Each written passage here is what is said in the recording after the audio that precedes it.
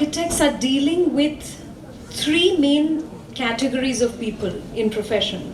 One is we are dealing with the users, who are directly the end users of our creation. The other, we are dealing with developers, who are commissioning projects which others are going to use.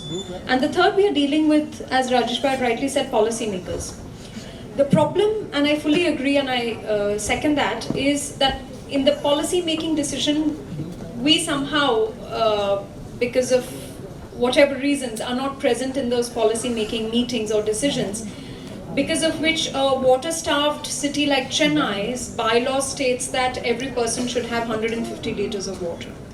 Where people don't even have 3 liters to drink, as per bylaws, you should have 150 liters of water. So this is the farce and the fiasco of having disconnected stakeholders in a project. And because we have alienated ourselves from this, and we have either locked ourselves up in a cocoon, or we don't have the guts to stand there and actually do it. Say Ram Bharose sab chal raha hai. So one very interesting thing which I observed was with a musician, that in musician circles, I'm sure, how many of y'all actually genuinely understand Indian classical music? Just, can we have a show of hands? How many people genuinely understand it? Right. So it's perhaps one of the most complex creations of humankind, which has a mix of time and space and rhythm and melody and so many things similar to architecture, but the common man sitting out there in the audience doesn't understand it. Exactly the same way the common man does not understand architecture. And we, all of us, generally are in an echo chamber where we are preaching to the converted. We are not talking to the people who are lay people. We are not going out of our comfort zone and talking to the users. One interesting thing which I observed of musicians is they have something which is called lecture demonstration.